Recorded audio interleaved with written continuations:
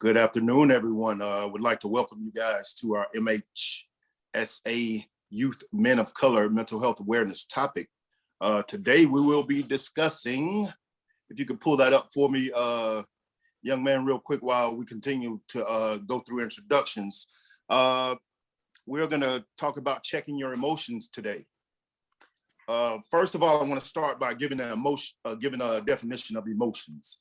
I wrote it down here, so give me a second and I will grab it. A natural instinctive state of mind deriving from one's circumstances, mood, or relationships with others. Our goal today is going to be to create more awareness, understanding about your emotions and how to handle them when you're in distress, or even not in distress, or just learning when to turn them on and turn them off. So we'll start by creating an icebreaker today. And what we have is, how has your year changed so far up to this point? What's different about it? And I guess we can start with you, Chancellor. Seeing that we only have, how many people in the group now? Six. Yeah. Okay. So So my year, well, first off, thanks for having me. I can say my year has changed. I wouldn't say drastically yet, but mentally it's been good to change better, for the better mentally. Physically, I'm in a whole new place now, so it's still quite an adjustment for me, but so far so good. So the change has been well. good. How about you, KJ? Yeah, this year, I kind of feel like I had a little bit more discipline than last year. Been like dealing with my demons and like really trying to be at peace. And like this year, working with HHREC, I just felt so blessed to be in this position, because last year I was at Little Caesar. So I came into this year with a whole new position, a whole new outlook on life. And yeah, it's just been really just a blessed experience so far this whole year. I feel like 2022 is going to be a real good year for me. Yeah. Good stuff.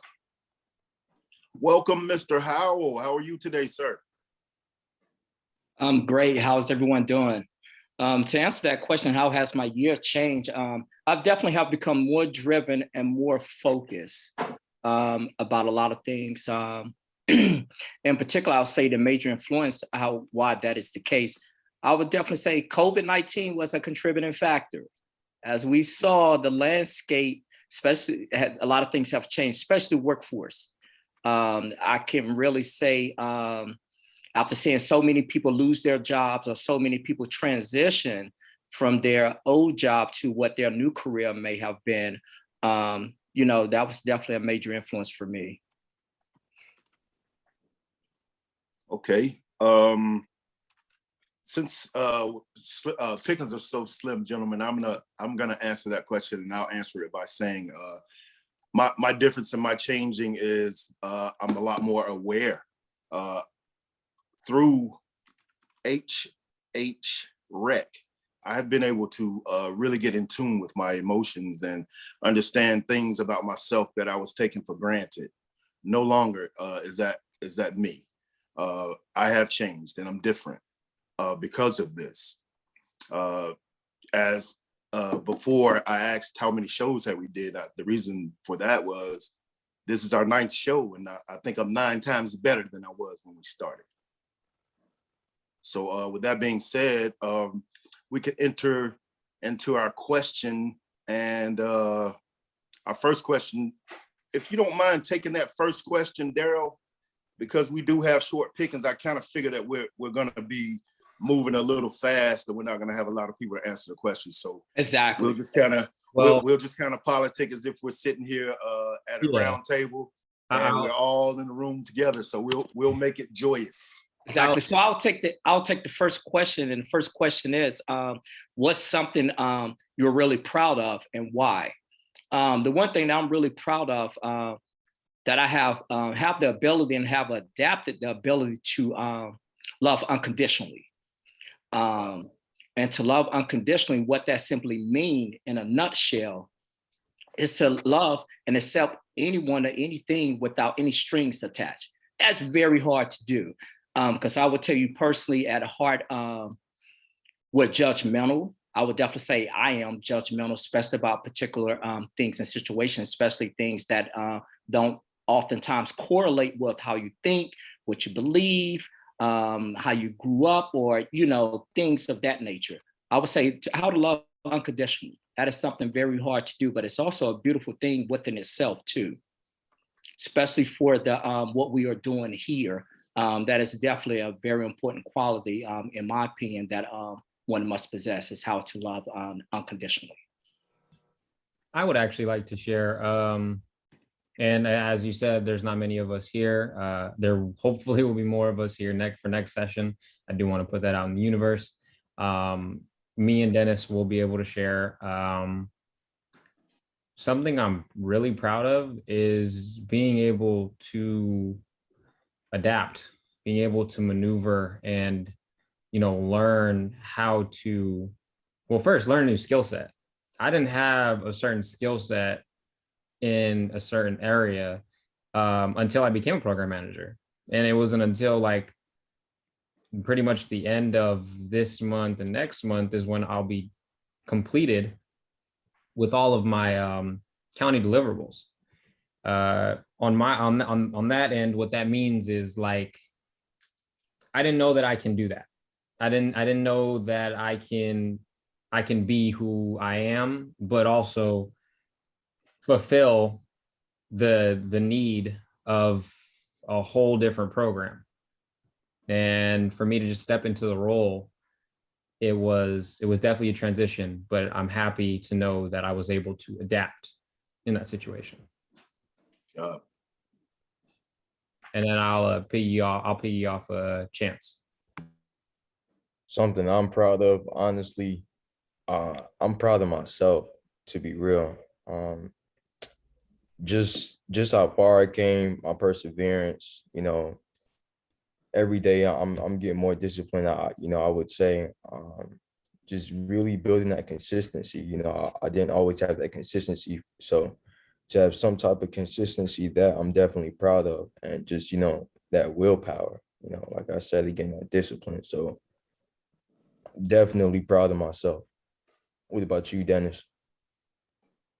I guess I'm proud of myself so far for just making it through this year, because back then I didn't really have a lot of self-confidence in myself. I didn't have a lot of, well, I didn't have the drive to do what I needed to until I came to HHREC, because I felt like I've been underestimated, or I just wasn't given the chance. Just making it this far and knowing that I still have a lot to go, it's something that just keeps driving me. And I'm just really proud just to, you know, make it through another day, another week, and to try to help better myself and grow. Okay, so Yeah. I guess that leaves me. And I think something that I'm really proud of is my family. I could probably talk about this all day, so I'll give you guys the redacted version. I am a father of 5, lost one of my sons last year to suicide.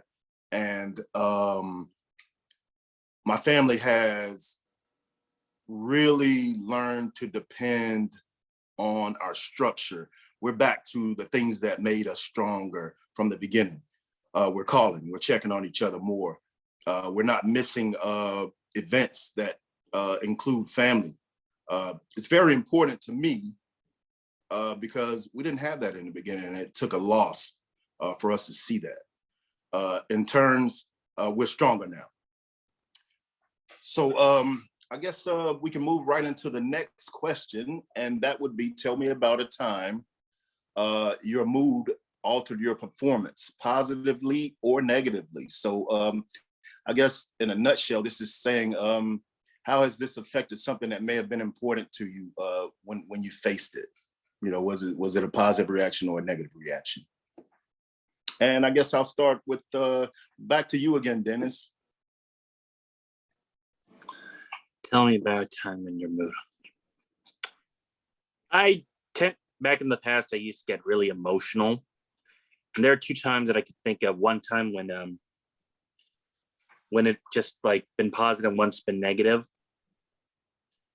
Negative time when is one of my last day of one of my last jobs. I was just having a really rough day.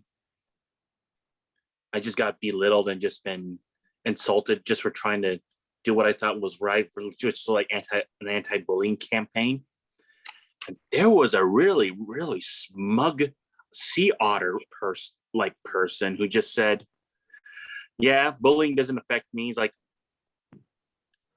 and he just said it in a really negative way.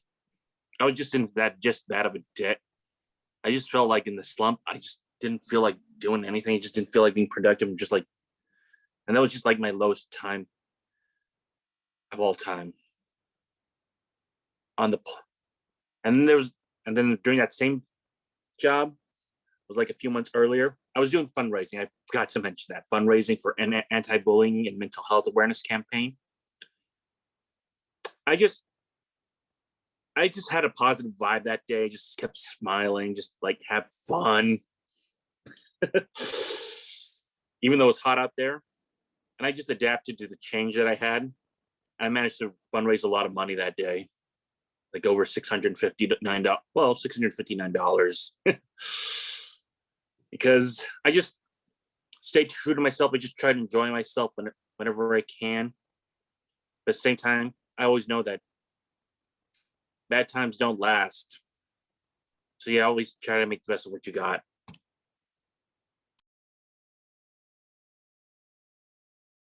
We actually have one of our young men in here. Hezekiah, I see you over there, sir. We're on question 2, and the question is, tell me about a time when your mood altered your performance, whether that's negative or positive.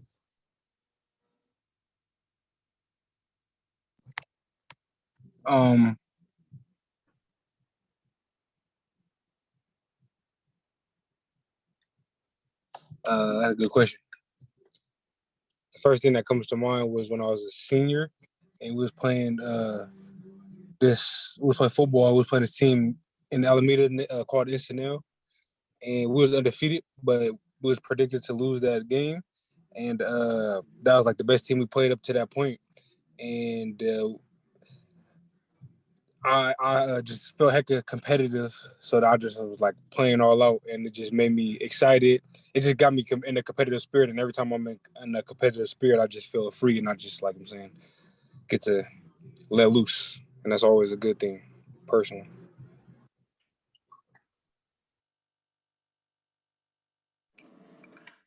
Question, did you win? Did your team win? We did not win. But it still was a fun, good game. Absolutely. You can ping it to someone else. Okay. Who hasn't went for the second question? Pretty much everyone hasn't went. Okay. I'll give it to Chancellor. First thing that comes to mind when a time where my mood had altered my performance was, one night I was doing some work on my laptop, and just in the wrong mindset, just started thinking about previous experiences, and it ended up causing me to become really impatient and just wanted to act real quick, and in result I ended up losing a lot of money, and that was a tough hit. So yeah, it's just some things, it just made me really, really impatient just because of past experiences, just the fear of missing out. And yeah. What about you, KJ? Yeah, I was trying to think of a time that I can give y'all, but I'm gonna just say this, like with me, I used to be really bad with money. So anytime I get paid, I used to get in a good mood. And let's just say that would negatively impact my pockets. And I'm gonna just leave it at that. I'm way better now. But yeah, back in the day, anytime I get a paycheck, my mood would just blow everything. It was not a good thing at all. I can give you negative and positive. So for negative, a time when my mood straight up altered my performance is when I started security, when I became a security guard. I felt like that was not it for me. It was tiresome. It was long hours. It was basic pay. And I felt like, why am I here? Why am I doing this? You know, I should be doing something different. And that all stemmed from me hating, like it's a strong word, but I hate complacency. And I felt like I was complacent, and that altered my mood and just in a negative light where I just started yelling, screaming. I'd be cranky because I'd stay 16, 18-hour shifts. I wasn't taking care of my health, and I felt horrible. A time when my mood altered positively is when I joined the military. Basic training, it instilled discipline into me. And then AIT gave me a skill set that no one can take away from me. And now I can confidently say that I have built a stronger support system within my Army buddies. And I know I could rely on them for pretty much anything, any type of topic. You know, the more pretty much information I need, I know that I can go to one of my military friends or even the military in general and just ask them flat out, hey, you know, how do I do this? And I know I'll get, I may not get a straight answer, but I know I'll get a directive. I know I'll get an answer, if that makes sense. I think that leaves me. Yeah. So I'm gonna go back to childhood with mine. A time that I really needed my brother's help. Was working on a car, trying to change a tire. I'm frustrated because I can't get the wheel off, and my brother's a mechanic. So I get emotional. I'm yelling at him. You know, you can help me. You know, this is what you're supposed. This is what big brothers are supposed to do. So negatively, I pushed him away. He never helped. But positively, I learned how to change a tire that day. I was disrespectful to him, and I should have asked in a much respectful way. Then I would have gotten probably what I needed faster. But there goes those emotions. And I think I'm the only one that hasn't went yet. I'm sorry, Daryl. No, you're fine. I could tell you that based upon my job as a field service engineer, my mood is altered on a daily basis. Oh. Considering the fact that for many of don't know what I do, I travel around to different medical facilities on a daily basis, most specifically hospitals. So I service laboratory equipment. Some of that laboratory equipment can be very complex and how it functions, what it does, and so forth. So I'm constantly bombarded by issues. What is going on with this instrument? Why is this instrument not functioning properly? And I can tell you, like I said before, my mood is altered. I'll probably say 50-50, positively and negatively. Negatively because the machine isn't working properly. How do I resolve this issue? And positively is usually after I have resolved the issue, you know, where everything is back working properly and so forth. But yeah, so that's how my mood is altered daily, just due to my profession. Okay. Since Daryl has moved, we are going to read the next question, and it's who inspires you and why? I can start off with this one again. Okay, that'll be great. All right, I'll take this one. Who inspires you and why? I would tell you, point blank, people like us that are here present on this podcast inspire me.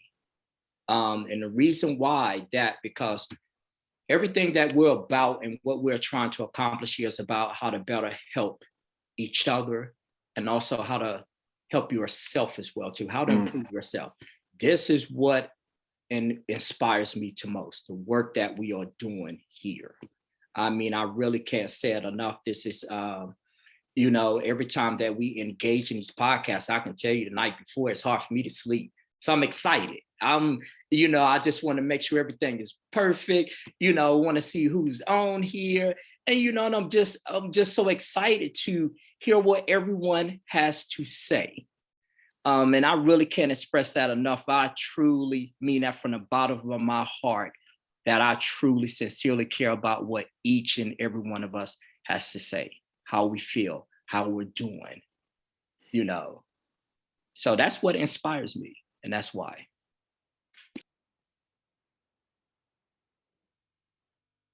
You want to ping it to someone, Daryl? And I'll ping it over to what's the gentleman that just came on last? Is it Hezekiah? Hezekiah? I'll ping it to Hezekiah. Thank you. This is something that I've been putting a little more thought into recently, and I never really had nobody in, like, I really looked up to, but this is like show up. There's in Japan they have these animated series that are based off of books or comic books out there, but which are called manga, and these series are called anime. And this is one anime called Demon Slayer, and then this is this character named Kyojuro Rengoku, and he's like a part of like the elite. So basically, in the show they fighting demons or whatever, but he's a part of the elite forces that go against these demons. And he's not even a main character; he's just a side character. But he's just like he resembles Hope, and like he's a strong role model. You know what I'm saying? He has a enthusiastic personality. He never gives up. You know what I'm saying? Relentless, and he sacrifices life for people that's nowhere near as strong as him. And I just like his morals and everything he stands for. And he gives me like hope myself, and like shows me like whether that's somebody's fictional or somebody that's real, like you can get inspiration from anything. So that's just like that's a something that like keeps me motivated when I'm like down and like, nah, I can. It's like he's the bar that I set for myself. Like I want to be just like him, even though he's not real, but I can be the real version of him, and hopefully I can inspire people just like he inspired me. You know what I'm saying? That's what I. Oh, Hezekiah, that's some good stuff there. Yeah, I that like was amazing. that. Yeah, I can tell yeah. you the way you explained it and broke it down. Oh man, it really inspired you. Yeah. I mean, you just don't know how happy I'm smiling from ear to ear because you're so happy about it, man. Yeah. This is what I'm talking about. This, like I said, the Right. expression that you had on your face as you was delivering that, brother. Let me tell you what, man, I love it. Good stuff. Keep it up. And can I just piggyback off of Hezekiah, because it's so crazy. Absolutely. Like I swear to God, before you answered the question, I was thinking about saying Rengoku. So I'm like, should I say an anime character or should I say real life people? And then you said Demon Slayer. I'm like, wow. Can I ask you what character did you say again? I didn't hear the name. Rengoku, Kyojuro Rengoku. Oh, so we both got the same character. That's even more amazing. And I feel like Rengoku, you know the saying, set your heart ablaze. Like I really, man, it touched bases with me. Like I swear when I watched that movie, I ain't gonna lie, I shed a few tears. Like, and then it's crazy because yeah, Rengoku, it's like somebody. I even got a jacket of Rengoku. Like I don't even know how to explain it. Like I really love anime, and it's crazy because, like you said, it can be fictional or non-fictional, and it's just like you can get inspiration from really anywhere. So I gotta say, like Rengoku and all of you being here inspired me. The people I work with on a daily basis inspired me. The kids, just seeing smiles on their faces inspired me. So yeah, that's and I'm gonna pass it on to Chance. I Good can job, yeah. honestly say that who inspires me is, I want to say myself. I know I keep talking about myself, but to be more specific is my younger self. For the main reason being, is because even, as years pass, many experiences, I done went through, I still maintain my vision, and, I never lost sight of what I was really interested in, and what I really want to do. So for that, going back to like the first question, I'm definitely proud of myself for that. You know, just my younger self, inspiring myself, just because even on the good days and bad days, I still keep going. I feel like it was a time when I was younger on where I didn't have the role models or didn't have the inspiration coming from other people. So when, you know, when I look back at myself from a third person perspective, it's like, yo, like that dude, you know, he kept going. So Yeah. for that, you know, I could always just think about my younger self and just be like, yo, like that's inspiring. So yeah, I'm gonna pass it on to Dennis. Okay, so we got two guys talking about anime. As much of an anime freak as I am, I'm gonna go with this guy. See him? If Mhm. you smell what the Rock is cooking. I watched one of his motivation videos, which is on YouTube, and he talked about his life growing up, been involved in crime, and he just had a rough life just growing up. And I just watched that motivational video, and I was like, I can relate to that because I've been going through the same thing as well. And then when I watched his old WWF videos, if anybody doesn't know, it's now WWE, and it's terrible now. But back when Rock started, it was called the Attitude Era. Mhm. And he started out as a really nice, happy-so-lucky guy known as Rocky Maivia after his father and grandfather. And the fans immediately told him, die, Rocky, die. Rocky sucks. And then he just turned bad guy later in the year of 1997, leading the Nation of Domination. But the thing is, he never gave up. And by 1999, he just became one of their biggest superstars, and everybody loved him. And now he just transcended that popularity and charisma to Hollywood. But back to that motivation video, he just never gave up. He talked about what he did. He just pushed himself harder to get to where he is today. If you smell what the Rock is cooking. That's awesome. I'd like to Yeah, go. so go ahead. One thing, Dennis, you're so right about wrestling. It sucks now in comparison to what it was back then. I'm a big wrestling fan as well. And also my pops is a big wrestling fan. You know, my pops and I, we communicate on the regular. He hurry up and push me off the phone when it comes to wrestling. Well, So if there's big ups, anything, Dennis. Yeah, I'm a last big week's wrestling fan myself. main events at WrestleMania, Stone Cold returned for one more match. Like, okay, that's great. Yeah, but I'm still stuck on Ric Flair and Dusty Rhodes. Me too. Oh, yeah, Yeah, the speaking of- Four Horsemen, man. Without a doubt. I'm still Yeah, stuck. well, Yeah. Dusty's son just came back to the WWF after what? WWE after 6 years, and I don't know, it's like somewhat scripted, but he said he wants to make it for his dad now. That's It's awesome. sad. I'm not crying. You're crying. So guys, I'm gonna put us back on the right track, and I'll be the final answer to who inspires you, and then we'll move on to our final question. The person that inspires me the most is definitely in my house right now. It's my wife. She's a Black principal in North Carolina, and you guys are out in California, but it's really tough here in North Carolina being in leadership positions because of how we have to climb. And when I say climb, that means your ladder may be missing a rung somewhere, or you might have climbed up high and down below you, the other rungs have been taken out. My wife is experiencing that on all levels. She's an educator. Ever since I've known her, we met in middle school, and she has been an extraordinary student from day one. She's always made honor roll. She's always done the things, which in terms transitions into a really good educator and a principal at some point. She was a teacher for 10 years, then moved into Title IX schools. So she's pretty much prepared to run any school in North Carolina. However, our own district here in Charlotte-Mecklenburg did not hire her as a principal. And I say it's their loss because I would like to report to you that the school that she's a principal over, when she got it, it was a D.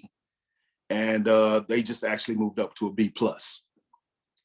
And it's an extremely tough job, 12-hour days, works on Sundays as well. And that's my inspiration, man. I look to her for love, but I am the leader in this house. But she's a great principal and she loves what she does.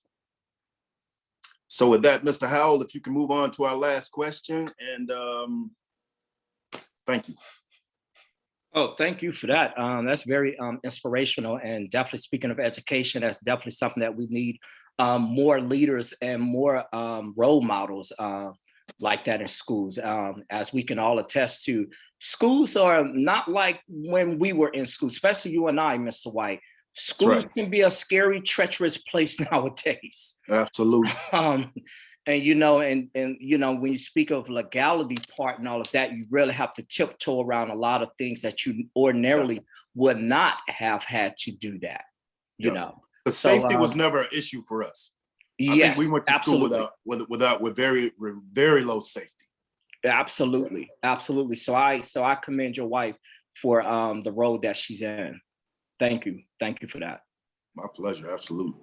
Also, the last question is, how did you deal with the bad day? I will tell you, when it comes to me, not saying I have a lot of bad days, but we all do. But in particular, when I have a bad day, I typically kind of like to step back and examine the situation. First of all, I'm having a bad day. The first thing I start going through a process with myself. Why am I having a bad day? Once I figure out why I'm having a bad day, then I examine that even a little bit more in detail. So, you know, I go through it as a process with my self. Oftentimes, when I do run into a roadblock and I'm just like, I just can't shake this, I'll typically reach out to someone, whether it be a coworker, a friend, or a family member to get through it. And sometimes what I do lately, especially since I'm always mobile with work, always on the go, I typically take a walk. I'll step outside and go outside, get me some fresh air if that's possible. And I will take a walk and just gather my thoughts. Then I'll, pretty much take a break, have a nice little cool down period with myself, then go back and attack the problem. That's typically, some of the things that I do. I'll pass this off on to, I'm gonna go with KJ. No problem. So, yeah, recently, like around March, on March 16th, it was like the anniversary of my friend passing away for 2 years. It was a really bad day. It was a tough day. And I remember I just had to let off the pain I was feeling because like I'd be holding it in a lot. And he only lived right down the street from my house. So I constantly get reminded of him and stuff like that. So on that day, I just had to let it out. And I'm not gonna lie, I was probably crying that whole day, like in between, like it was like crazy. Like in between the day, I'll just be going through it. And then what helped me out that day was I went to go get some flowers for his mom, like as a, just as appreciation and condolences and stuff like that. And what really helped me that day was just talking to her and her just letting me know how much she loved me and stuff like that. And just being around people I love. Like anytime I'm having a bad day, I always gotta go talk to somebody that I really got a relationship with. And that day was actually my friend. Her name is Tansy. She lived right down the street from me. And she came over to my house. And I think she was over here for like a few hours or whatever. We just watching TV, just hanging out. And it just really helped my mood. So just being surrounded by people I love and like just letting these emotions that I feel and not holding it in. Because I'm not gonna lie, when I had bad days sometimes before, I would just try to like just manage it in a bad way, in the worst way. I don't know how to explain it. So now I'm just letting it out and just taking my emotions, let its natural course, if you can understand that. But I see we got somebody else in the group now. I don't know if, let me see. But I'm gonna go with Dennis. How do I deal with the bad day? I just give myself time to breathe, relax, let it out, cry, and then drink water, and then drink more water. Then I just try to just go over it and just you could talk with someone or you could just let things just pass by. I respect both choices, but the way I see it, it's best not to dwell on it too much. Because in the end, I always know that whatever I do, I always know that tomorrow will be a good day, will be a better day, and I could grow and learn from this experience. Now, here's a quote from someone who just recently passed away, Scott Hall, Razor Ramon, WWE again, or WWF. Hard work pays off, dreams do come true. Bad times don't last, but bad guys do. Bad guys do. I love it. It's Yes. good to be the bad guy. Okay, maybe not that kind of bad guy, but you know what I mean. I'll jump in, Dennis. I'll take that next. Go ahead. And the question would be, how do you deal with a bad day? I'll say it's certainly different from when I was 20 dealing with bad days, and when I'm 50 dealing with bad days. The difference is the 20-year-old bad day had bad decisions involved, quick decisions, impulsive decisions, nothing weighed out, didn't process anything, and it was definitely always a bad outcome. What has changed? I inventory my feelings now. I take them and I just lay them all out, and I put them out in front of me, and I try to make this happen as fast as I possibly can. Once I'm inventorying my feelings, I start to evaluate them. Like I'm evaluating my feelings. Which ones do I need to take out of this, and which ones do I need to interject or make stronger? The other thing that I do is I try to focus on the one that's most important. Being mad is not always the best direction to go when you have a bad day, because you got to try to find some positive. And that's certainly been a goal of mine, is turning negatives into positives. And to finish, I just try to make sure that the decision that I make when I'm dealing with a bad day is one I can live with. At the end of the day, I can be okay with the decision I made, whether it affected, whether the bad got better or the bad stayed worse. I was okay with it. I'd like to piggyback off of you, Mr. White. I'm 23, so the impulsive bad decisions, I made those when I was 20. I didn't know which direction I wanted to take. I was upset with myself. I couldn't figure out how to maneuver. I didn't know how to pivot. I didn't know the ways to adapt to different situations like I do now.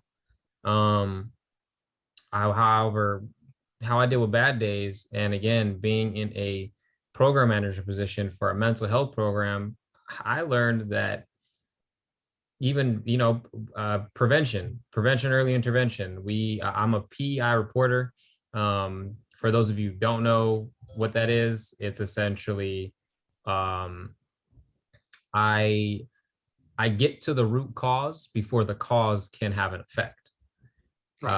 With young people, with the elders, with the older adults, I pivot and I make sure that I'm that disruptor in the community with the county before something happens.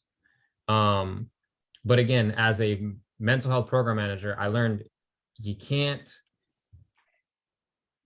take care of others if you don't take care of yourself. That's a fact. You need to take care of yourself if you want to better other people around you, if you want to feel better, if you want to have a better outlook on life, if you just even want to have a good day, you need to take care of yourself.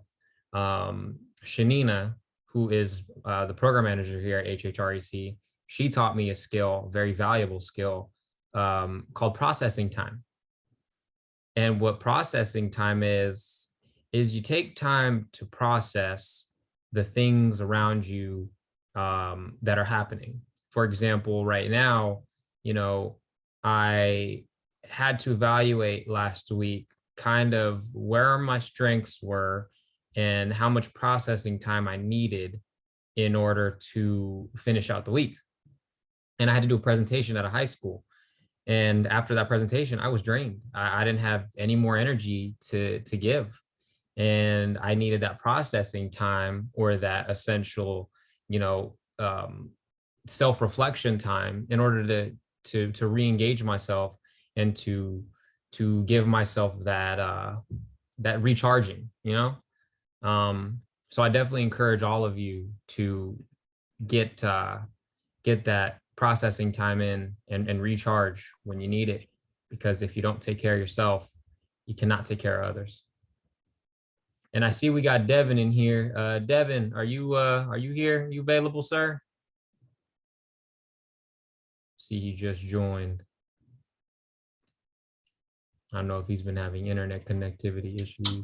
Yeah, I'm here. I'm sorry. I've been back and forth in the meeting, but I'm here now. No, you're good, Devin. So we're on question 4. And the question is, how did you deal with a bad day?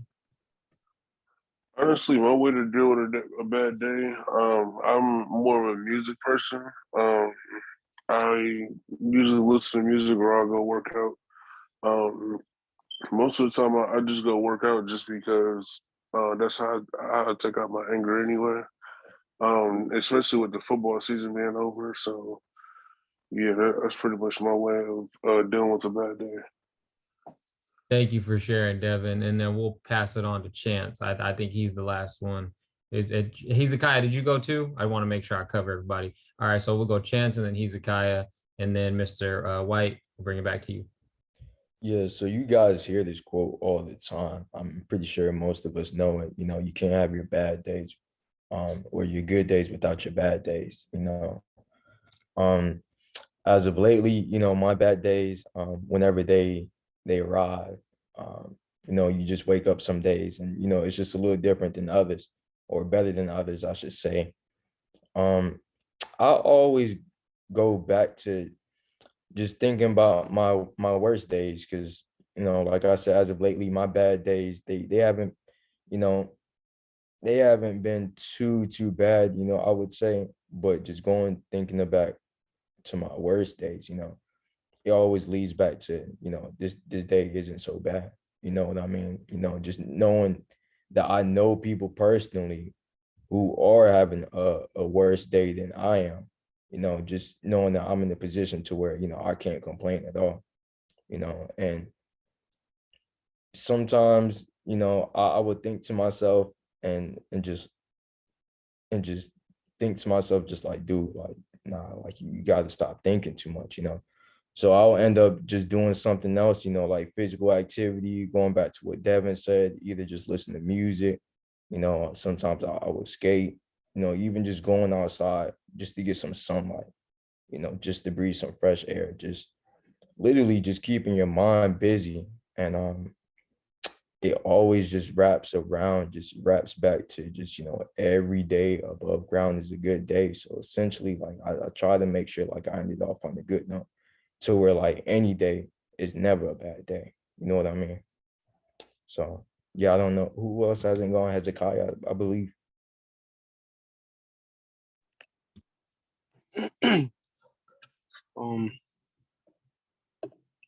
It depends on what kind of bad day it is, because there are different type of bad days, and I kind of have different ways of, depending on the situation, that I handle certain things. But I mean, generally, how I deal with bad days, I usually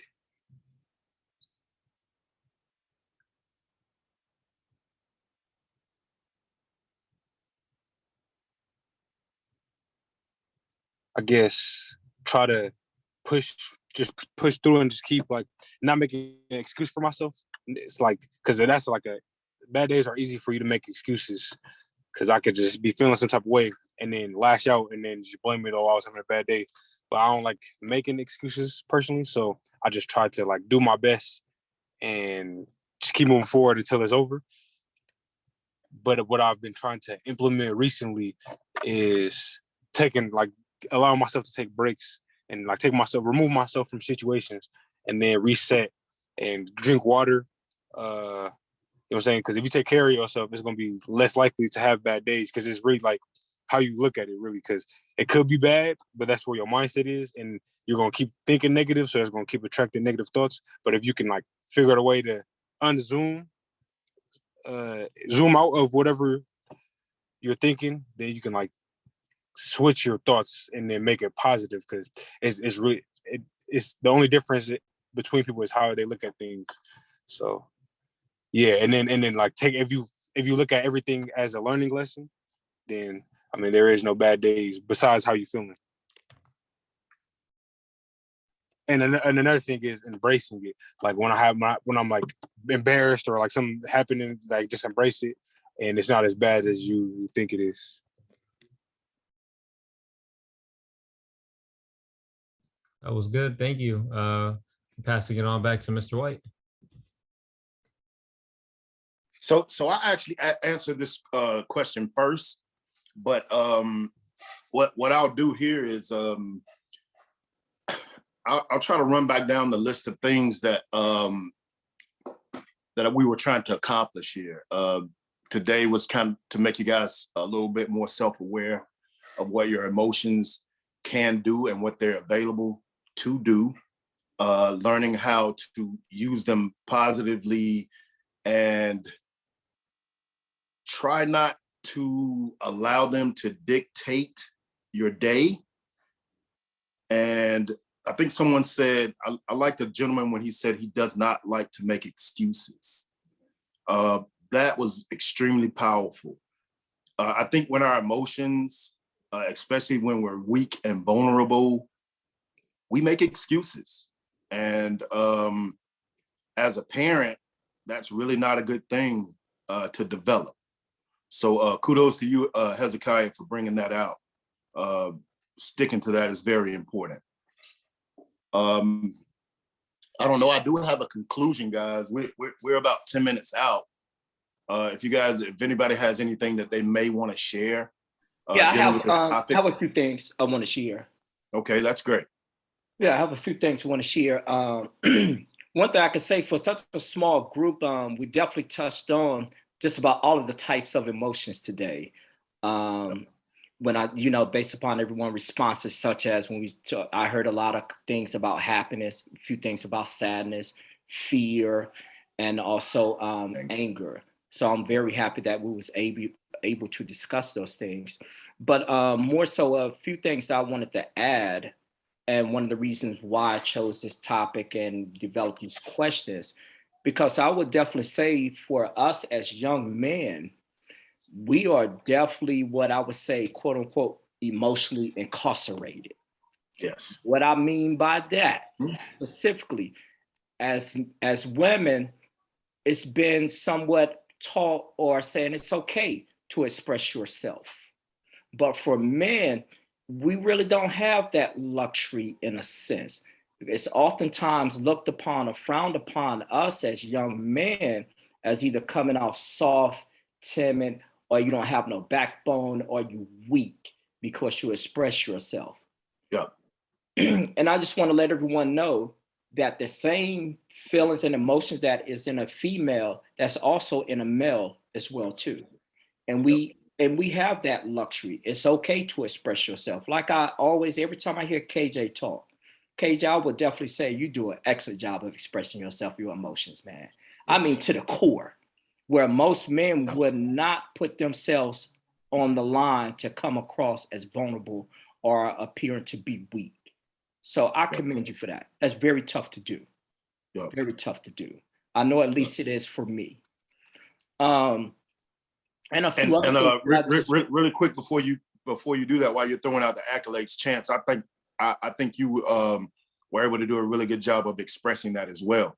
You made some very valid points, which in turns say that you're on the right road. So don't abort what you're doing. You're making great decisions, young man. And I'm gonna just speed up here because I know we don't have much time, but I just want to just leave us all with some nuggets here. I wrote down a few things, and a few of these things I'm sure that we've heard at some point in time, but I'll read them off really quickly here. Emotions are like ping pong balls underwater. You can only hold them down for so long before one pops up unexpectedly and often uncontrollably. Another thing I wanted to point out, there is life to live beyond the limitations what you have been programmed to believe, what it means to be a man. Next, hurt people not only hurt people, but they subconsciously keep hurting people and themselves. And also, a comprehensive man embraces all of his emotions so he can express them rather than be ruled by them. We see that we see that more often times than others, especially if you watch the news long enough, where someone allowed to be ruled by their emotions, which often resulted in a negative outcome. And lastly, which we have all demonstrated, you must be broken before you can become whole. So I just want to just leave those things with some things to think about, some things to ponder upon, and, and go from there. And thank you. Yeah, no, Amazing. Thank you. Yeah, I do want to, I don't mean to interrupt. I do want to thank all of you for showing up. I know a Saturday is out of your schedule. I know, it's the weekend, but these sessions are very important, especially if you're growing up in the TAPE population. You're growing up right now in this crazy world. There's a war going on. There's the COVID going on. We constantly have things combating us as young men of color. And even on top of that, like Mr. Howell said, Daryl, we have this thing called the suck it up syndrome. Yeah. And it needs to be destroyed. It needs to just go away. Like, I'll bring anime references into here just to make it a little fun. Like the Flame Hashira destroyed the Mugen train. The Mugen train is the suck it up syndrome.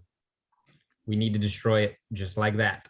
And this is our way of combating that.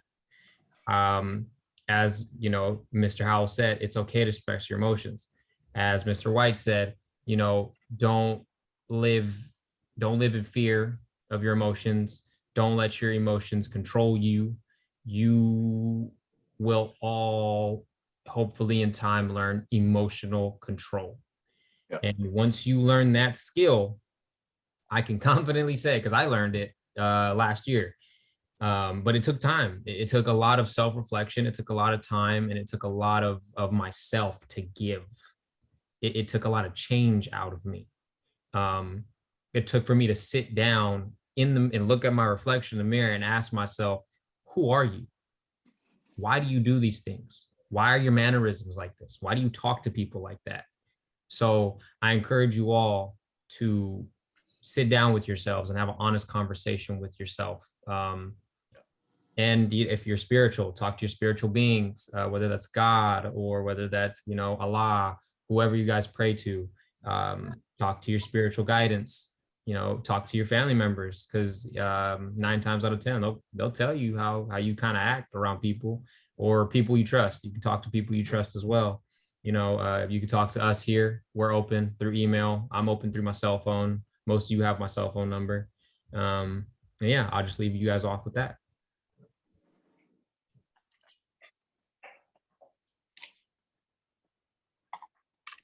Does anyone else have anything they want to add?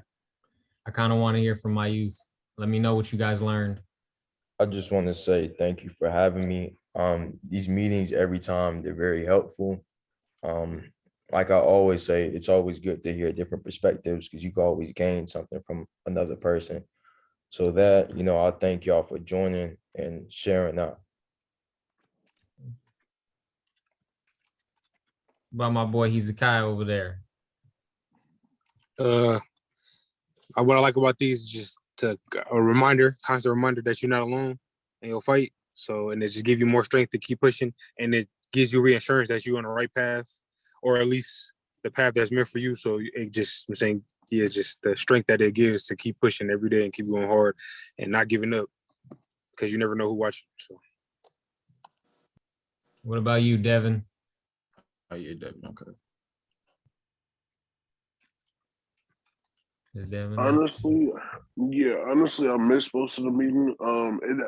In my opinion, for the part that I was here for, it did seem like it was kind of like mentally helping just to be able to check in with somebody, especially being asked questions about stuff that is kind of a problem for me every day. But being able to open up at least in this group of people was easy, and being able to connect with different people too is good for me too.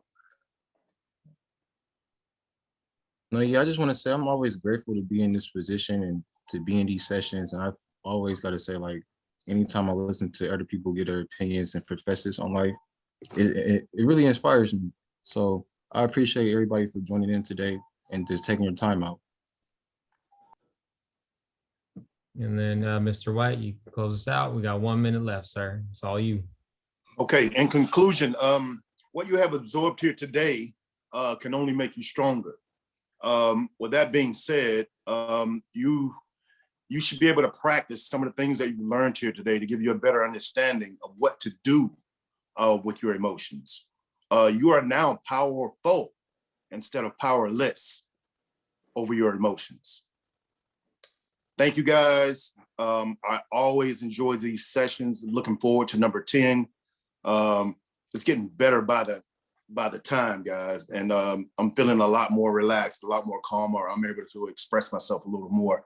I am gonna learn how to be better with with this the Zoom. So if I can get Robert to crash course me, then I can probably lead a little bit more sessions. Who knows what we might be entailing militarily, young man. So keep your head up, and thank you for what you do as well. I appreciate that. And yeah, no, this whole virtual world is a lot crazy. So definitely next time we will be a lot, I will say we'll be stronger because we'll have more people in here. We'll have more confidence in all of us. I know right now, like I said, it's a Saturday. We all got to go see our families. We all got to go, just remember who we have around us. Always lean on your support systems that are around you. And right now, with that, I'm gonna end the session. Thank you all for joining. I appreciate you, and we are good to go.